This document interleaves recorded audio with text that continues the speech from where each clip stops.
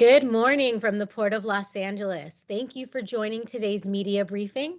I'm Chelsea Boyd from the Port's communications team, filling in for Philip Sanfield. And with us once again is the Port's executive director, Jean Seroka. Hello, Jean. Great to have you here hosting again, Chelsea, and welcome everyone. I appreciate all of you joining us today. In addition to sharing our latest cargo and operational data, in just a few moments, we'll welcome Jay Timmons, President and CEO of the National Association of Manufacturers. Here at the Port, a lot of attention is focused on retail destined imports. However, the volume of parts and components that move across our docks and on to American factories make up just as much cargo right now. So this will be a timely opportunity for us to chat with Jay. I'm looking forward to his insights about the current state of U.S. manufacturing and what lies ahead for his members as we look beyond 2022. That sounds great, Jean. First, let's get into the numbers. In August, we saw cargo begin to ease. How did September turn out? Chelsea, yes. Last month we did announce that August cargo slowed down following 25 months of record-breaking import volume. And in September, we saw our second month of double-digit declines nearly across the board. Total volume for September came in at just under 710,000 20-foot equivalent units. That's a 21% drop from September of last year, the busiest in our history, and a 14% decline from our all-important 5-year September average. Imports came in at more than 340,000 TEUs. That's down about 26.5% year over year and 20% off our 5-year average. Exports totaled more than 77,000 TEUs, edging out last September by 2.5%. Overall, we've seen export declines now 39 of the past 47 months. And for empties, we came in at 289,000 TEUs. That's a drop of 20% compared to last September. So far this year, we've processed 7.9 million TEUs. That's off by about 4% from the first 9 months of 2021. So what are the reasons for this continued pullback in cargo?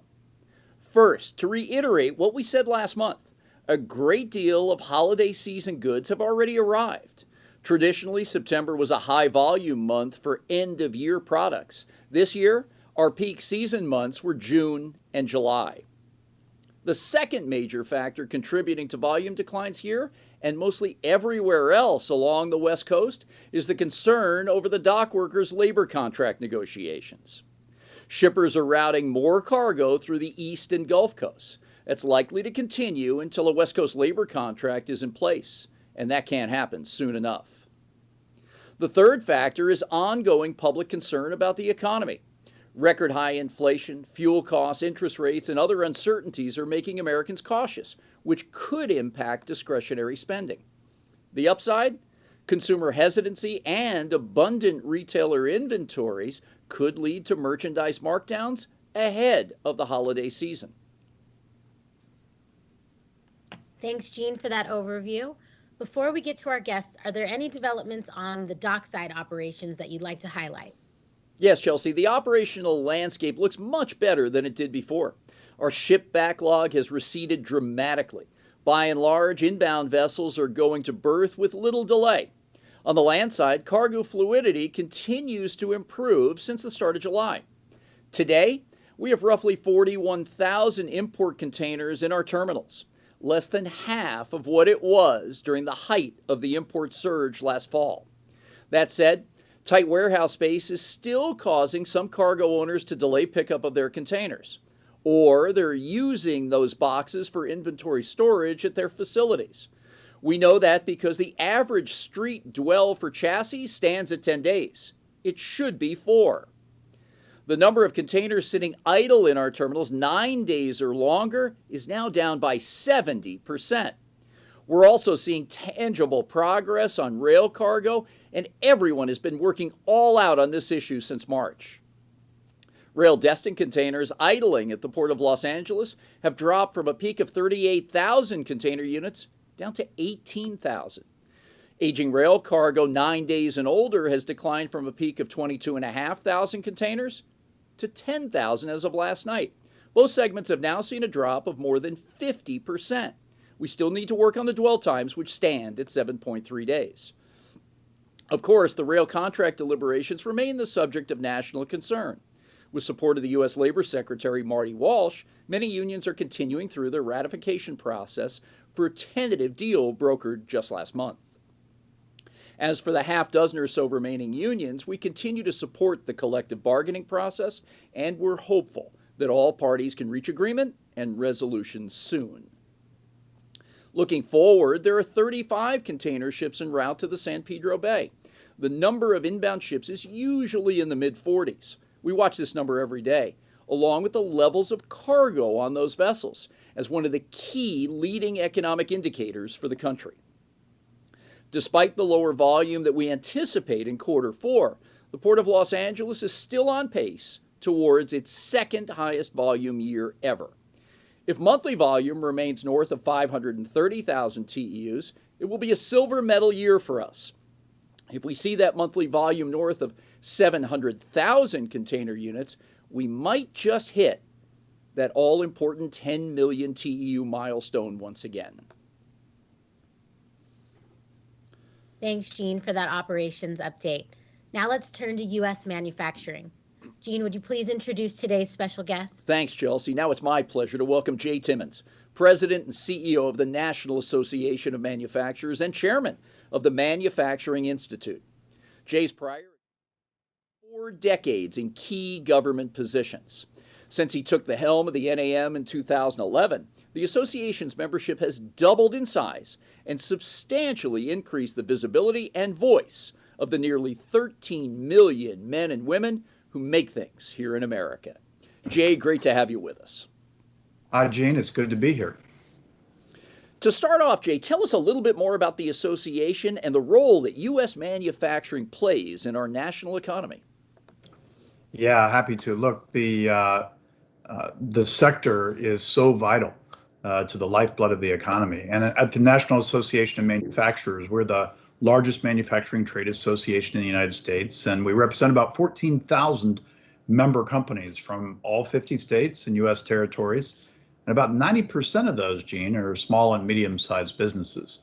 I think it's kind of obvious to say that manufacturers spend every single day working to improve the quality of life for everyone.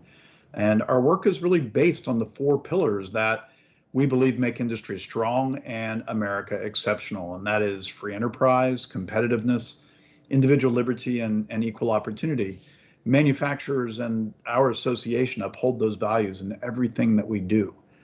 Our industry is truly strong and growing right now, Gene, and we've got about almost 13 million employees in the United States. That's the most, by the way, since November of 2008.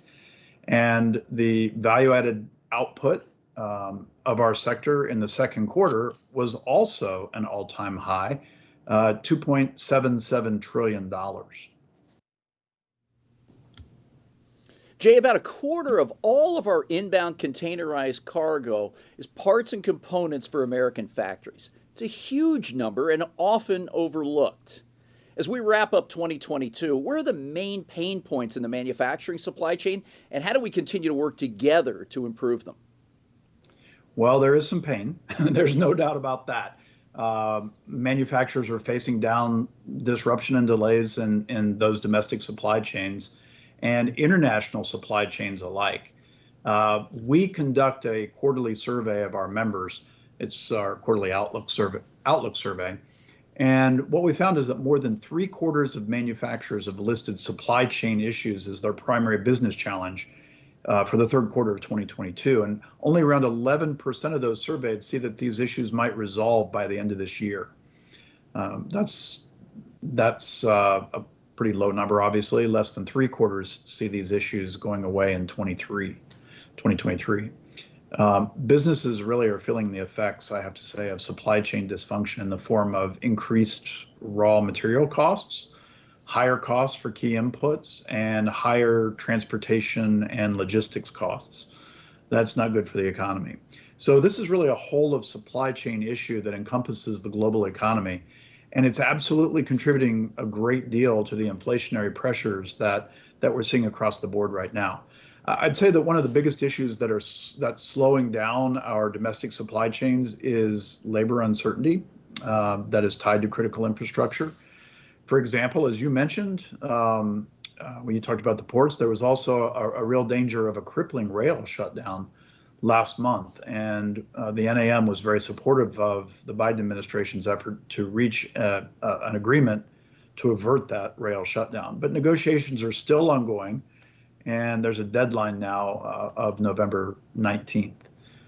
The uncertainty that surrounds these potential disruptions, honestly, they can wreak havoc on operations and logistics planning, especially in the lead up to the holiday shipping season.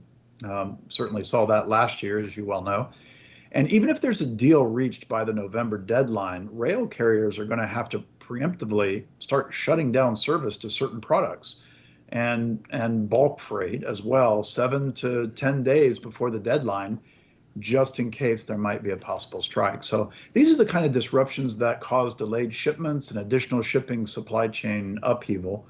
And this kind of labor uncertainty is happening at other junctures of the supply chain as well. So policymakers and industry truly have to be vigilant about putting out these sparks before they turn into fires. So well put. Jay, several years of supply chain disruptions have also sparked renewed interest in growing our manufacturing base here in the U.S. The NAM recently produced a competing to win policy framework that outlines what needs to happen to bring more manufacturing closer to home. Can you take us through that policy roadmap and what it could mean for the manufacturing landscape of the future? Yeah, and it is a roadmap, Gene, and it's a critical roadmap. We hear all the time from elected officials, both Republican and Democrat and even independents, that they want to be supportive of manufacturing. They understand that manufacturing is the lifeblood of any successful economy. They want to be competitive here in the United States. They want American-made jobs. They want American investment. And we appreciate that. But we also need to make sure that in addition to just saying good things about manufacturing, that elected officials are actually doing the things that they need to do. That's what this roadmap is all about. And so we need to be the best place for companies to invest their next dollar. And as things stand, some parts of the tax code can be major obstacles to the global competitiveness, and growth. For example, a longstanding deduction for full and immediate expensing of research and development expenses is being phased out. Businesses are going to now have to amortize their R&D expenses over a number of years. And that's a huge disincentive that makes it costlier to conduct research and development right here in the United States, not to mention a potentially huge tax hike for small and medium-sized manufacturers that could occur at the end of the year as well. So, I think if you look at, specifically on R&D, if you look at how we're operating in the US, we're practically alone in doing things this way. Sometimes it's good to be the only one. I don't think this is a good example of that. We're only one of 2 developed nations that has this amortization requirement for research and development. And meanwhile, if you look at our chief economic competitor, China, well, China offers a 200% super deduction for R&D expensing. We just need to do everything we can to incentivize job creating and innovative and encouraging innovation and manufacturing so that companies will grow and relocate to the United States. And frankly, that starts with the tax code. A few other points in the competing to win roadmap, if you'll indulge me here for a second. We're in the middle of a workforce crisis, and that's been persistent for some time, and it requires long-term solutions. Now, our polling shows that manufacturers are having trouble finding the talent they need, and the number is actually about 800,000 open jobs in the industry itself. An aging workforce is part of that issue. A smaller STEM talent pool than other parts of the world is also detracting from our global competitiveness. Now, thankfully, we're seeing record employment for women in the sector. That hit 30% this month, according to the Manufacturing Institute. And the Institute is in the middle of a project to increase that number by 35% by the end of the decade. So we have a ways to go. And we've got a lot in the hopper, but there's a lot more to be done if we're going to meet the demand that we're going to have for 4 million jobs in manufacturing by the end of 2030. And 2.1 of those could actually go unfilled if we don't take immediate action. Now, additionally, as has been outlined, much of the growth also depends on the implementation of certain laws that we already have in place. And I'll point to the historic infrastructure law. We're already seeing movement in state highway funding and port infrastructure, the development grants for port infrastructure, national broadband expansion, infrastructure resilience projects, and most recently, an advancement of the National Electric Vehicle Infrastructure Program. So all of these integral parts of building American infrastructure for the next century are critical, and they're the key to strengthening our industry's ability to compete. One thing we'd like to see that I'll just add before we go to the next question, Gene, is that most of this wouldn't really require additional investment. If we have reform that cuts red tape and streamlines the permitting process, we're going to be able to expedite so many of these projects. So we need to eliminate wasteful and time-consuming steps in the process for building and enhancing infrastructure so that we can put dollars into action as quickly as possible and avoid those cost overruns that are unfortunately all too common right now. No, great overview, Jay. And no one has been immune to this jobs market. With more than 10 million positions open nationwide, we've seen it here from trucking to warehousing and across a variety of segments within our business. And we've got to continue, like you've just said, to attract, recruit, and retain capable talent, train them up, and get them out on the job. There's a lot to do here. At your invitation, Jay, I recently spoke at the NAM's fall board meeting in Washington, and many of your leaders made it clear to me that they rely on our gateway here in Southern California to keep factory workers on the job and building products. Bringing it back a little closer to home here, what can we do together to improve manufacturing competitiveness across the nation with the assistance of the ports and supply chain? Well, as you saw, Gene, we have a very large and active board of directors, about 250 CEOs from all over the country. After the meeting, just as an aside, after the meeting, we usually take a pulse of the board members. We ask them their reactions to the various sessions. I believe we had, 20 speakers over the course of 2 days. We did have a special guest, in addition to you, Gene. We had former President George Bush. I'd like to tell you, Gene, that you were absolutely the top-rated speaker. President Bush eked out a narrow win there, but you were a very, very close second. And I can tell you that our board members hung on to every single word that you were making, because the information that you provided was so absolutely critical. And so, in terms of port operations and the importance, obviously, of port operations to manufacturers, or at least those issues specific to what your team has operational control of, we've seen improvement over the past 10 to 12 months. And I think from what I've seen, you and your team have really responded well and have implemented a handful of innovative practice changes that have really helped clear shipping backlogs and that port facility congestion. That was just, that was frightening, frankly. A year ago, we weren't really sure where that was headed, but thankfully your steady leadership got us through some of that. Now, while you don't dictate what containers are moved offsite, the steps that the port took over the past several months to encourage faster turnaround and more streamlined container throughout utilizing those tools you do have was really a needed step. As the question was raised during your presentation at the board meeting on efforts to operate as efficiently as possible, you coordinated with your labor partners to keep terminals operating 24/7, which that was just so absolutely critical as we continue to deal with these supply chain constraints.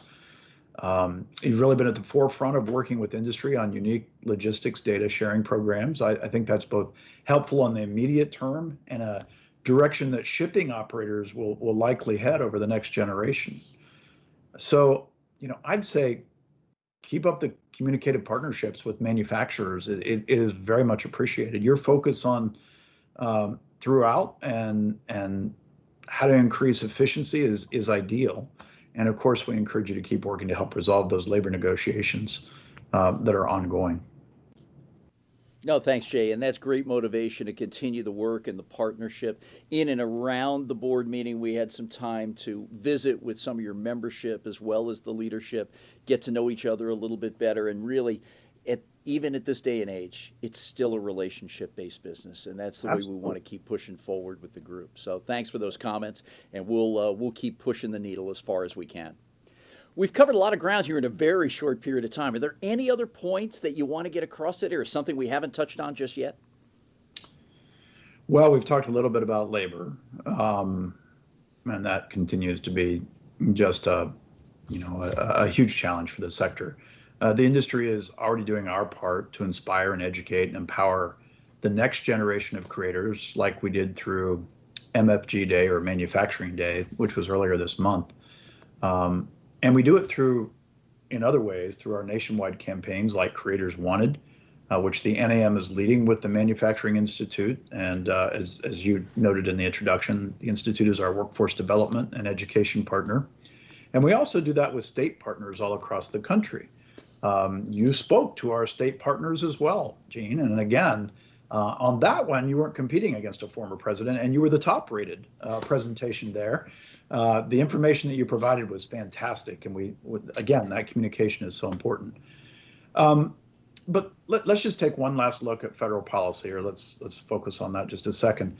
Federal policy really has to be more aligned with manufacturers. Again, it's great to have elected officials claim to support manufacturing, but we need their action. That's why, for instance, the Manufacturing Institute has called for expanding the Pell Grant program to include short-term or accelerated education programs that provide the skills and credentials that are in demand. That's a key factor on that workforce gap. Competing to win that roadmap that we talked about earlier, it also calls for the amount of tax-exempt educational assistance that employers can provide to employees to be raised from the current $5,250 to at least $11,000 every year. We also want to see more investments in apprenticeship models. That way students can earn and learn at the same time. I was in Detroit yesterday at the Detroit Economic Club. I had an opportunity to talk with young people who are getting ready to graduate high school and some that are in community college. They want to continue to learn, but they want to earn at the same time. And that particular model provides practical training. It helps alleviate the burden of student debt as well. But I do have to say this, you can't solve the workforce crisis without addressing immigration. And the fact that our population is growing at the slowest rate in history, with a small blip upward during the pandemic, I think that the imperative is more crucial now than ever. And it's why we recently updated our policy recommendations in a document that we call A Way Forward.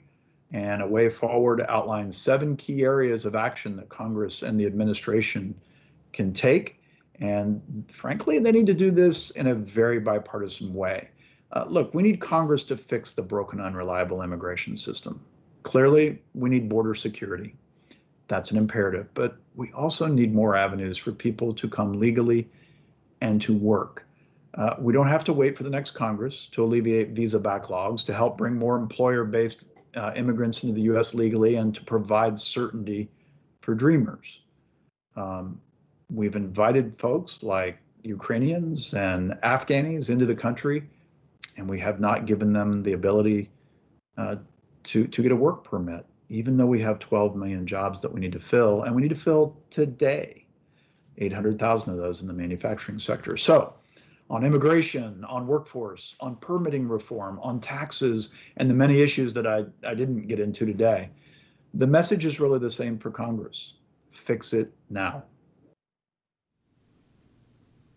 So well put, and a lot to cover there as well as we embark on our own and a first workforce training and development campus here at the Port of Los Angeles, specifically for supply chain. There's so much we're going to be able to learn from you and replicate the best practices. Some of the things that you're talking about, we want to share in that work as we go forward as well.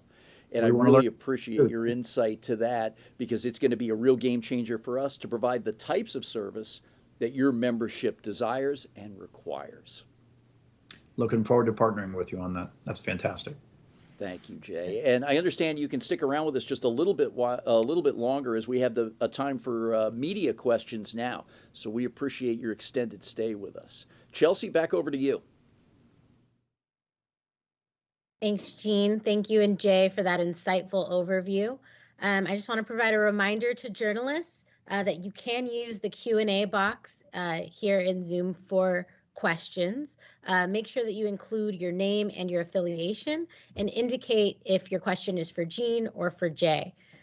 We have a question here for Gene. It comes from Bill Mongaluzzo from Journal of Commerce.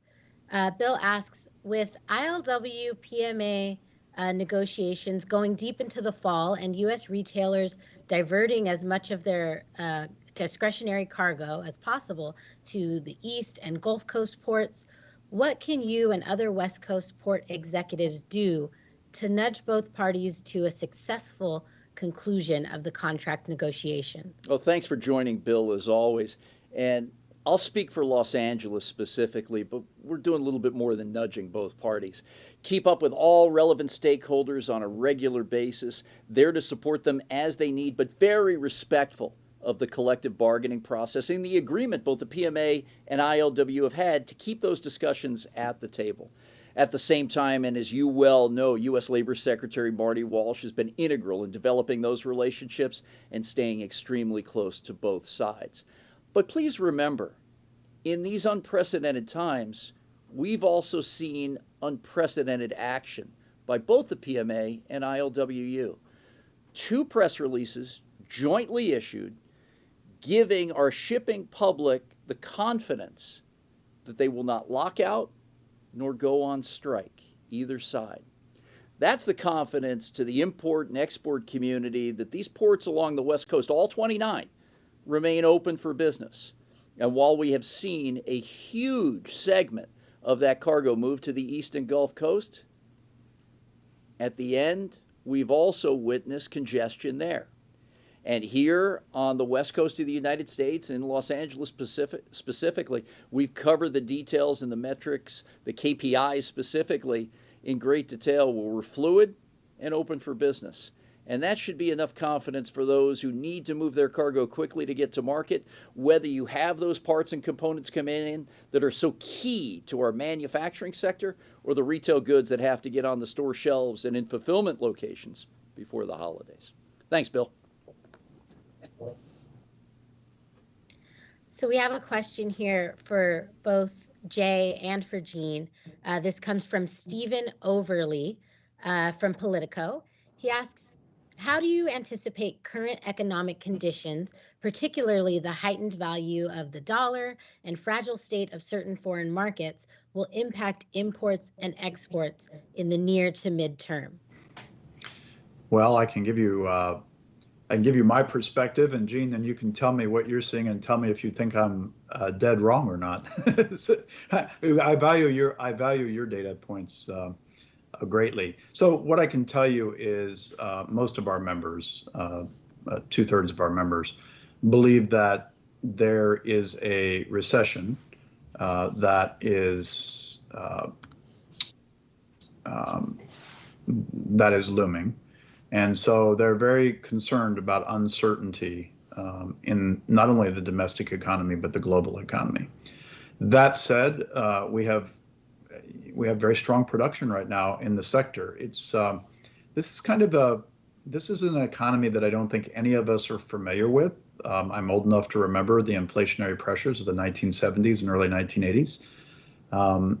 But that then the employment picture is very different today than it was then. So I'm not sure where this is leading, but I can tell you we are. The uncertainty among manufacturers is percolating. There's no question about that. I think your comments are spot on, Jay. And in this setting with our partners from the journalist community, we've talked about record high inflation. It subsided just a little bit to 8.2%. Producer prices at about 8.5% in February. Super elevated. But our consumer, you and me, we continue to buy at very high levels. Flat numbers on consumer spending for July, August, and September, but remain elevated compared to pre-COVID days. We haven't seen that precipitous drop in consumer spending that some observers have called for.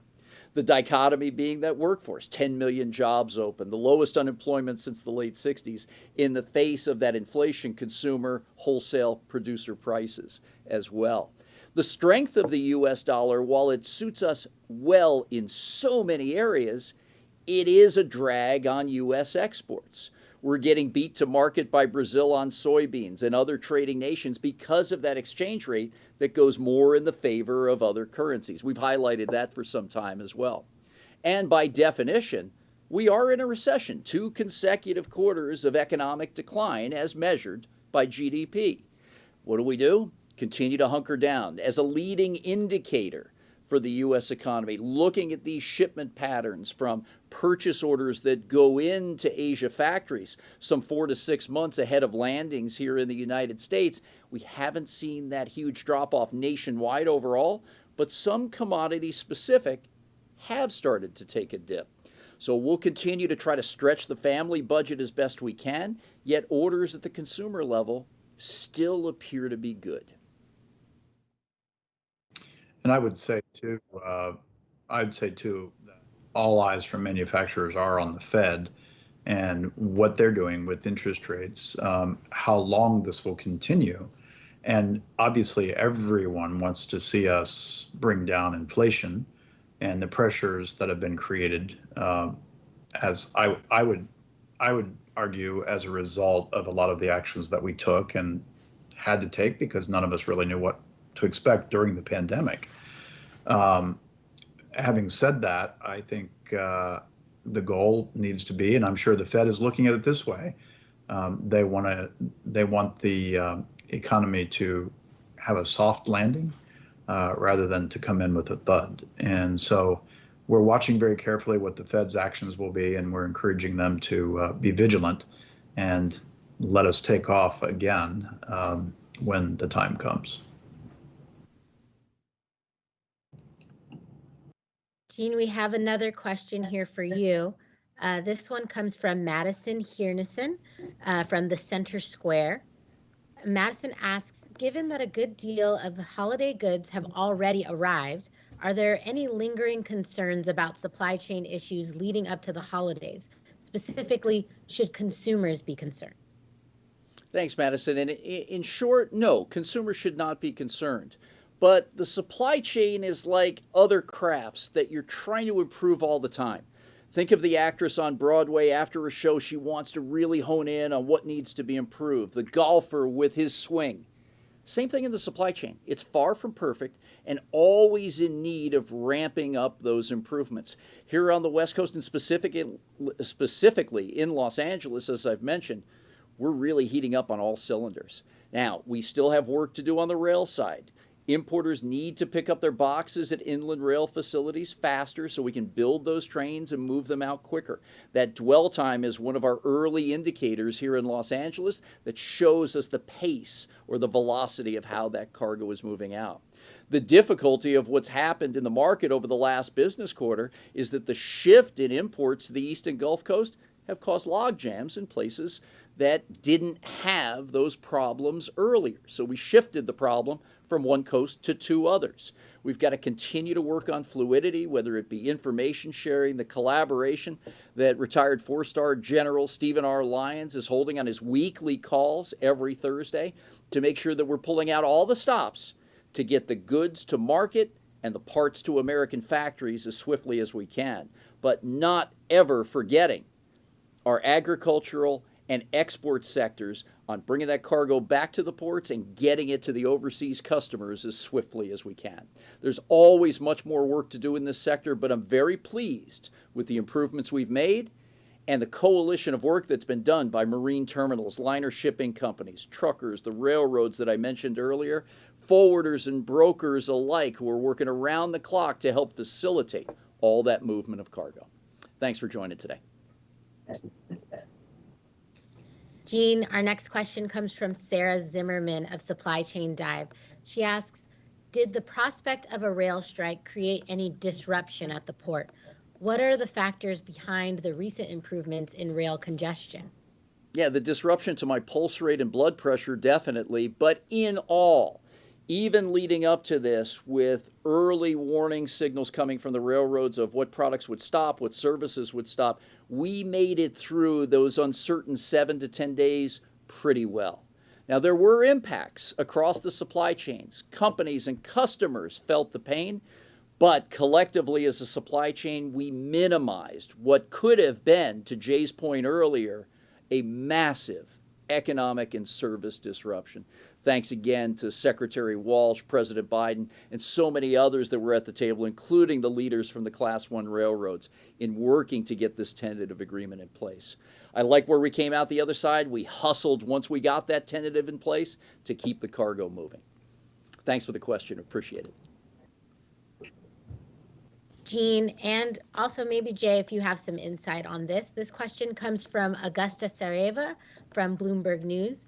Augusta asks, on the demand front, are you seeing any changes in the types of goods that are arriving at the port these days?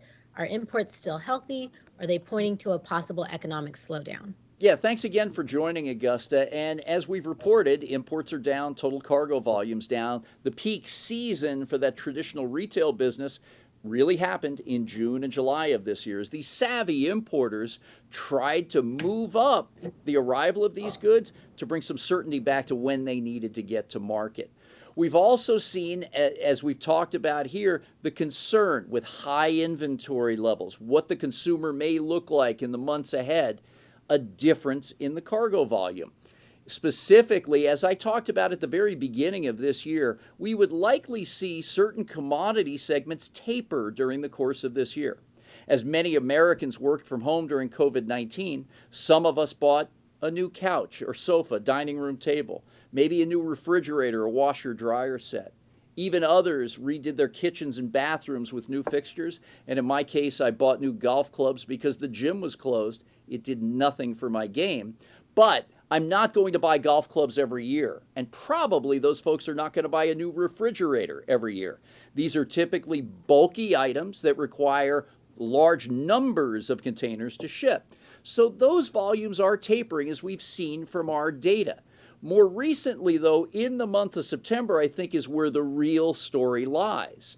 Those traditional year-end holiday products, think of toys and games, clothing, some footwear, and other products that we would look to for those holiday gift items, have dropped precipitously compared to last September, and mainly because they all came in much earlier in the summertime. So yes, we're watching very closely. We've seen the mix change, the timing, the geographical alignment based on what we've discussed earlier. So this data mining that we do is very insightful to see exactly how markets are shifting and how best we can flex to them. Jay?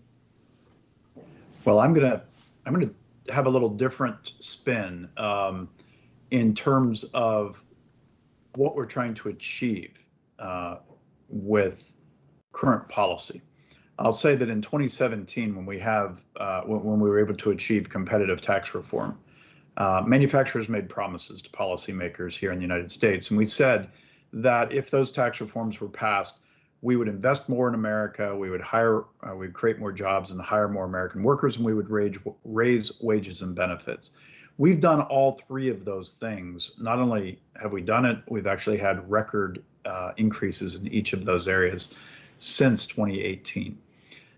One of the reasons, obviously, we want to see our ability to compete and succeed here in the United States is that we want to make things here in America. We want to make more things. The pandemic pointed out that we can't always rely on other countries for the things that we need to supply our nation. So during the pandemic, those were health products, medical products, But think in terms of other products that we care about every day, chips, for instance, meaning silicon chips, not potato chips, but silicon chips that are literally in every single thing that we utilize daily, whether it's cars or clocks or appliances, our phones. We really risked losing the ability to access those chips, and we saw that major freezing of the supply chain for chips earlier. We were able to put in place, get Congress to enact and the president to sign the CHIPS and Science Act, and that's incentivizing production here at home. Now, that doesn't mean that I don't want to see our ports doing all kinds of, or being able to grow substantially. One of the ways we grow, I believe, is through exports. And let's not underestimate the fact that we are in a global economy, but I think we're seeing shifts in where we are bringing products in from and where we're shipping products to. We have time for just a couple more questions here. Jean, this next question comes from Greg Miller. Greg asks, looking at the volumes, looking at the volumes you've seen so far this month, do you expect October import volumes to decline versus September imports? Hi, Greg. Thanks for joining. Good question. Yeah, they're going to be probably about the same, maybe a little bit lighter from the first 17 days, 18 days of the month. And that's just, again, function of cargo that's come in earlier for the holidays, cargo that's shifted to the other coast, and the trepidation of high inventory levels across the nation that need to be moved out into the consuming land as well as the omni-channel distribution network and fulfillment. It's going to be soft in October. Thanks, Greg. Jean, we have one more question from Paul Berger from Wall Street Journal. Paul says, hi, Jean. The combined LA Long Beach loaded import volumes this September are 9.3% lower than pre-pandemic September 2019. Are you concerned that this business won't come back even after a labor contract is secured? Hi, Paul. Thanks for putting in the question again today. As I've said on previous renditions of this press conference, I'm pretty competitive and I don't want to lose a pound of freight to anybody else. There's always a concern. You want to stay ahead of the market and ahead of the game. As cargo finds its way to other ports and gateways, it's going to be a challenge to bring it back. But we're going to do our level best on all areas, and we've got a great coalition of partners to do just that, including our Employers Association and dock workers that will be hungry to make sure that that cargo comes back as well. So we'll be going all out. Thanks, Paul. Jean, that concludes the questions that we have time for, so I'll kick it back to you for final thoughts. Great, thanks, Chelsea. And again, thanks to Jay Timmons for joining us today. And it was because of our mutual friend, Lance Hastings, who heads up the California Manufacturer and Technology Association, that we were able to get together at the state conference in San Diego, and then I was able to join in Washington, plus our discussion today. Great partnership, and really appreciate all that you're doing to shine a light on this all-important manufacturing sector of our country, Jay. Thank you. And thank you for all the great partnership that we have with you, and we look forward to seeing more and more cargo come in and out. Great. We'll talk soon, Jay. Thanks again. And Chelsea, thank you. In light of October being Cybersecurity Awareness Month, I'd like to conclude today's briefing with an update on our cybersecurity efforts here at the Port of Los Angeles. Our work in this realm began back in 2014 when we established a Cybersecurity Operations Center right here at the port. This center meets the highest international standards and is a first in the global port community. As I've shared before, the Port of Los Angeles is stopping nearly 40 million network intrusion attempts each month. On any given day, just one of these intrusion attempts could mean serious disruption to our port operation or national supply chain. And that's why I'm thrilled to report that we've recently completed construction on our new Cyber Resilience Center, and it's now fully operational. Designed and operated in partnership with IBM, the center enhances the level of cyber protection for both our internal networks and those of our stakeholders. terminal operators, shipping lines, truck, rail, and labor, among others. If the center detects a threat, we'll collect all the data, synthesize it, and get it right back out to our partners so they can respond quickly and effectively. And all this is done under a cloak of anonymity in order to protect everyone's standing in the market. For their years of dedication to our all-important cyber initiatives, I want to highlight the efforts of our cybersecurity team, led by Port of Los Angeles Chief of Public Safety, Tom Gazy, and our Chief Information Security Officer, Tony Jong. On behalf of Chelsea Boyd and myself, thank you all for joining us today. We look forward to connecting again with you in November. Take care, everyone.